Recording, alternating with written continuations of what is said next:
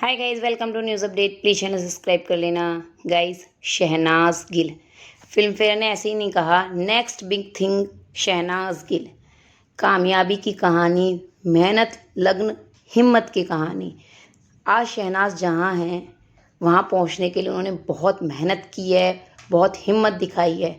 हालांकि ये एक नई जर्नी की शुरुआत है शहनाज गिल की, लेकिन यहाँ तक पहुँचने के लिए जो उन्होंने मेहनत की है वो कम नहीं है, जो स्ट्रगल किया है वो बहुत ज़्यादा है। और उनके इस स्ट्रगल में साथ निभाया है सिद्धार्थ शुक्ला ने। जी, किस तरह से सिद्धार्थ ने पर्दे के पीछे से शहनाज का साथ निभाया, जिस तरह से एक मूवी को बनने में सिर्फ एक्टर और एक्ट्रेसेस का हाथ नहीं होता है, पीछे स्क्रिप्ट राइटर, डायरेक्टर, इन सब की बहुत ज़्यादा मेहनत होती है। तो वही चीज़ मैं आपको बताऊंगी। देखिए, मुंबई जैसे शहर में जब इस तरह से कोई आउटसाइडर आता है और उसकी इतनी ज़्यादा एकदम से पॉपुलैरिटी हो जाती है, डिमांड होती है। आपने देखा था कि बिग बॉस के बाद जो शहनाज गिल हैं, सब उन्हें चाहते थे कि उनके प्रोजेक्ट में हो। बहुत ज़्यादा डिमांड थी शहनाज की। हमने देखा बड़े बड़े सॉन्ग के लिए प्रोड्यूसर्स उनसे मिलने के लिए आ रहे थे मुंबई, खासकर पंजाब से। जो लोग पहले शहनाज के साथ काम नहीं करना चाहते थे, वो लगातार उनसे कांटेक्ट कर रहे थे काम के लिए।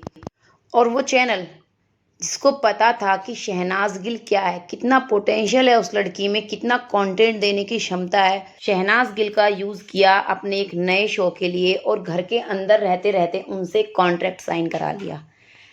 सिद्धार्थ शुक्ला की हिम्मत और ताकत थी कि उन्होंने उस कॉन्ट्रैक्ट में इतने चेंजेस कराए कि शहनाज अपने दम पर उस शो को पूरा कर पाई अपनी शर्तों पर।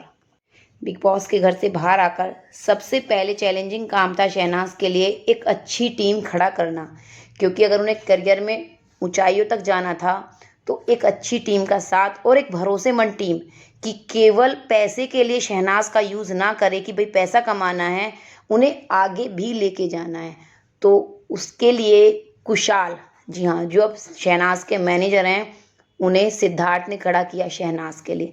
शहनाज मुंबई में नहीं थी, उनका तो कोई पीआर भी नहीं था बिग बॉस के टाइम पे, ना कोई मैनेजर, कुछ भी नहीं। वो सब कुछ खुद ही मैनेज कर रही थी, या उनके फैमिली मेंबर थे जो थोड़ा बहुत बाहर मैनेज कर रहे थे। और आप सब तो जानते ही हैं वो किस तरह से मैनेज कर रहे थे, कैसे छोटी छोटी बात का वहाँ बतंगड़ बनता था। उन्हें पता ही नहीं था कि क्या चीज़ बोलनी है क्या नहीं बोलनी है। उनकी भी गलती नहीं है, उन्होंने इस तरह से कभी फेस नहीं किया था।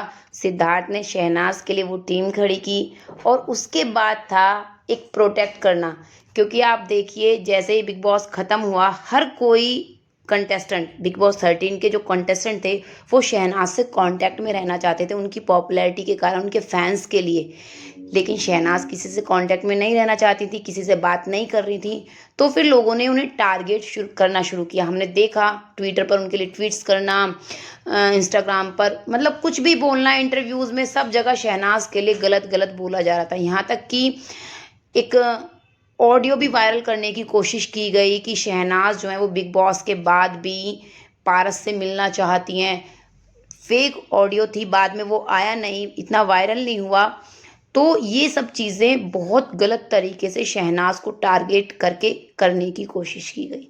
लेकिन सिद्धार्थ का साथ था, उन्हें समझ थी कि इन चीज़ों में अगर शहनाज पड़ेंगी ना तो यहीं के यहीं रह जाएंगी। तो ये चीज़ हम लोगों ने देखी ना। तो शहनाज ने ज़्यादा मीडिया से इंटरेक्ट किया, ना कोई इंटरव्यूज़ वगैरह ज़्यादा दिए, क्योंकि एक बात का बतंगड़ बनाया जाता है, एक लाइन मुंह से निकली नहीं और उसे सब अपने तरीके से ट्विस्ट करके अपने अपने आर्टिकल छापते हैं। उसके बाद था शोज़ चूज़ करना। शहनाज के पास उस वक्त बहुत सारे ऑफर्स थे। कलर्स ने पता नहीं अनगिनत शोज़ का ऑफर दिया था शहनाज गिल के लिए, चाहे वो डेली सोप हों, चाहे वो रियलिटी शोज़ हों, बहुत।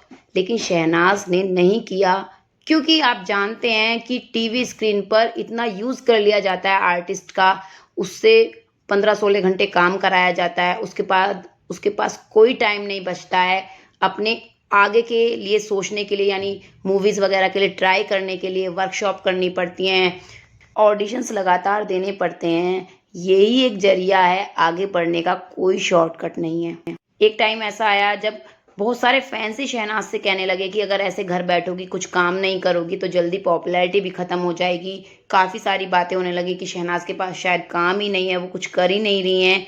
लेकिन फिर भी उन्होंने टाइम लिया। और सबसे मेन बात गाइज़, इस इंडस्ट्री को सब जानते हैं, बहुत चकाचौंध है। लेकिन यहाँ तक पहुँचने के लिए किसको क्या-क्या करना पड़ता है, कितने गहरे गड्ढे में डूबना पड़ता है किसी को, शॉर्टकट जो लोग अपनाते हैं उनका क्या हश्र होता है, ये बहुत चीज़ें बाद में सामने आती हैं। सिद्धार्थ को इस चीज़ की पहले से पहचान थी, तो वो लगातार शहनाज गिल की हेल्प कर रहे थे, गाइड कर रहे थे उन्हें कि किस तरह से उन्हें इस इंडस्ट्री में आगे बढ़ना है और अपने आप को मजबूती से खड़े रखना है। इसलिए शहनाज ने उस तरह का काम किया, जैसे शोज़ को प्रमोट करना और चैट शोज़ पे जाना, जिससे इनकम भी होती है, प्रमोशंस भी हो जाते हैं।